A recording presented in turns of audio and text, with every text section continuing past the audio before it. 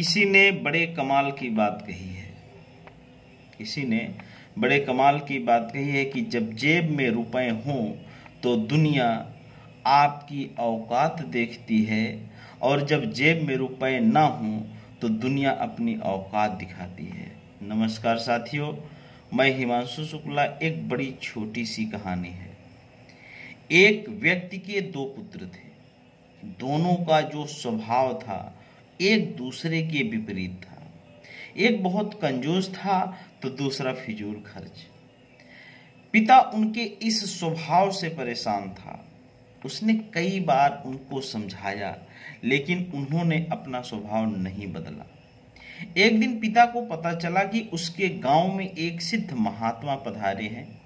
वह उनके पास इस आस से पहुंच गया कि शायद वो उसके पुत्रों को समझा सके। महात्मा को उसने पूरी बात बताई, जिसे सुनकर महात्मा ने कहा, अपने पुत्रों को कल मेरे पास लेकर आना, मैं उनसे बात करूंगा। अगले दिन वह अपने पुत्रों को लेकर महात्मा के पास पहुंचा। महात्मा ने दोनों पुत्रों को अपने पास बैठाया और अपने दोनों हाथों की मुट्ठियां बंद कर उन्हें दिखाते हुए पूछा, यदि मेरे हाथ ऐसे हो जाएं तो कैसा लगेगा? लगेगा मानो आपको कोढ़ है। दोनों पुत्र ने एक साथ यही उत्तर दिया। उसके बाद महात्मा ने अपनी मुट्ठी खोल ली, फिर अपनी दोनों हथेली फैलाकर उन्हें दिखाते हुए प्रश्न किया कि यदि मेरे हाथ ऐसे हो जाएं तो बताओ कैसा लगेगा? अब भी लगेगा कि आपको कोढ़ है। दोनों पुत्रों ने एक साथ फिर से यही उत्तर दिया। उत्तर सुनकर महात्मा गंभीर हो गए और उन्हें समझाने लगे, पुत्रों, अपनी मुट्ठी सदा बंद रखना या सदा खुली रखना एक तरफ का कोढ़ ही है।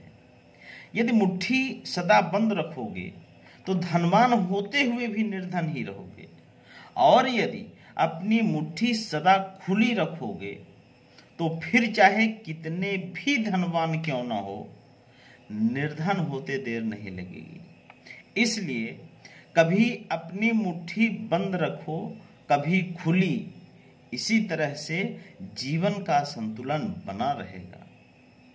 पुत्रों को महात्मा की बात समझ आ गई और उन्होंने निश्चय किया कि संतुलन बनाकर ही अपना धन खर्च करेंगे। साथियों, हर कहानी के पीछे कोई ना कोई सीख जरूर होती है, और आज की जो कहानी है, इस कहानी से हमें शिक्षा मिलती है। ये कहानी हमें यह सिखाती है कि जीवन में धन का बहुत महत्व है। उसका खर्च सोच समझकर करना चाहिए। अधिक कंजूसी भी ठीक नहीं है और अधिक फिजूल खर्ची भी ठीक नहीं। दोनों ही दरिद्रता का संकेत है। एक धन होते हुए भी दरिद्रता और एक धन चले जाने की दरिद्रता। अतः ऐसे खर्च करें कि धन का संतुलन बना रहे। धन्यवाद। जय हिंद, जय भारत।